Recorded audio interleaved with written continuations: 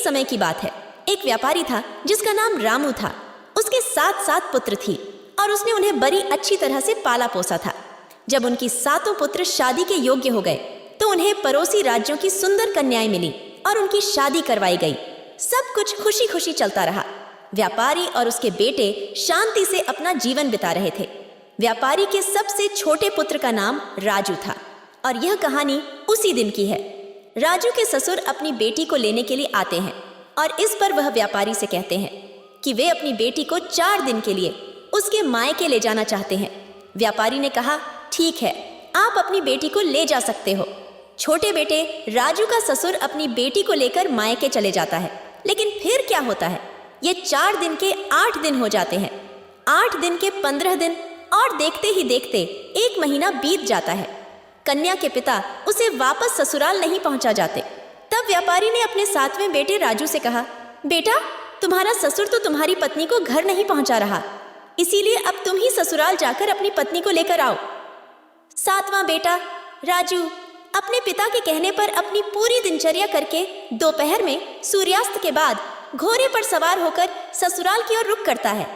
रात के अंधेरे के बाद वह ससुराल पहुंचता है।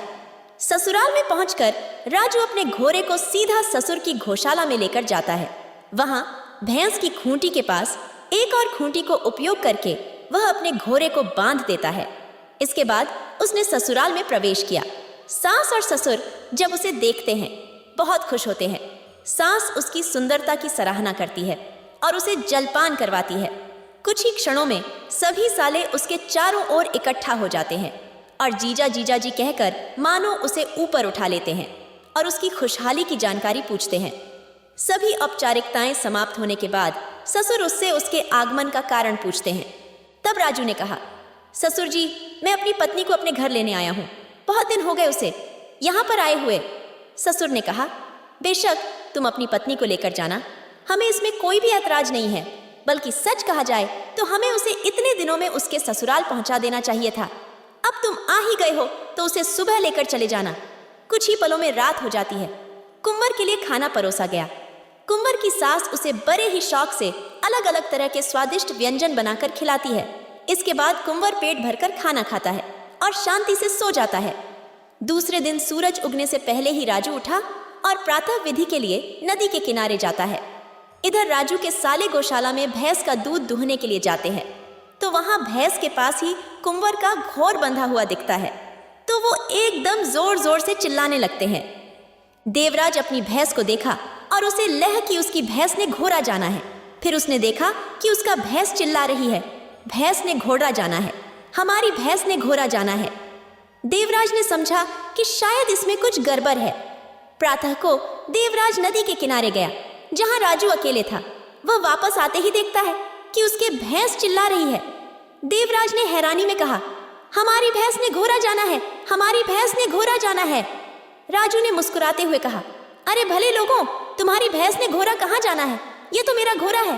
रात में मैंने तुम्हें तकलीफ नहीं होने देने के लिए यहाँ ले आया और उसे खूंटे से बांध दिया था, पर उसके साले ने सुना ही नहीं।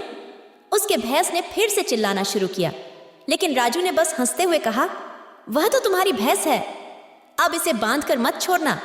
तुम्हारी भैंस ने घोड़ा नहीं जाना है, हमारी भैंस ने घोड़ा नहीं जाना है। कुंवर ने अपने सालों को समझाने का बहुत ही प्रयत्न किया, लेकिन वह सुनने को तैयार ही नहीं थे। वे सब एक ही बात बोले जा रहे थे कि हमारी भैंस ने घोड़ा जाना है। राजू को इस बात का बड़ा ही सदमा लगता है। वह ससुराल में पत्नी को लेने आया था, ये बात बोलकर अपना सिर पकड़कर रोने लगता है। मैं लूट गया, मैं लूट गया, ऐसा कहते कहते और रोते रोते वह अपने घर की राह पर चलने लगा। अभी वह कुछ ही दूर गया था कि रास्ते में एक बूढ़ा बैठा हुआ था। बूढ़े ने जब राजू को रोते हुए देखा तो उससे पूछा, अरे भाई, तुम रोते क्यों हो, क्या हुआ तुम्हें? राजू ने बूढ़े से कहा, क्या बताऊं दादा, कल मैं अपने ससुराल गया था। अंधेरा छाने के बाद वहां पहुंचा तो मैंने क्या किया, सीधा गौशाला में गया और अपने घोड़े को भैंस के नजदीक एक खूंटे से बांध दिया। अब सुबह उठकर घोड़े को लेने गया तो मेरे साले कहते हैं कि उनकी भैंस ने घोड़ा जाना है। बूढ़ा बोला, ऐसा है क्या, मैं देखता हूँ, मैं तुम्हारे घोड़े को मैं वापस दिलवाऊंगा। आओ मेरे साथ, कोई डरने की बात नहीं है। तुम सिर्फ इतना करो कि अपने ससुर के पास जाओ और उनसे कहो कि तुम्हें न्याय चाहिए। बूढ़े ने जो कहा, राजू ने ठीक वैसा ही किया। वह अपने ससुर के पास गया और उनसे न्याय की मांग की। अपनी जमाई की मांग पर राजू का ससुर न्याय सभा यानी पंचायत बुलाने के लिए तैयार हो गया। गांव की सारी प्रजा भी न्याय सभा में हाजिर हो जाती है। न्याय सभा एक खुले मैदान में लगाई गई, जहां पर उसका ससुर, उसके साले गांव का प्रधान, सरपंच और सभी गांव वाले मौजूद थे। उनमें वो बूढ़ा भी आया था। तब पूछताछ शुरू की गई। सरपंच ने राजू के सालों से पूछा, तुम्हारी वकालत कौन करेगा? सालों ने कहा कि हमारी वकालत हमारा वकील करेगा, और पास ही उनका वकील बैठा हुआ था। सरपंच ने राजू से पूछा, तुम्हारी वकालत कौन करेगा? तब राजू ने कहा, मेरी वकालत ये दादा करेंगे। ऐसा कहकर उसने मैदान के एक कोने में बैठे हुए उस बूढ़े की तरफ उंगली से इशारा किया।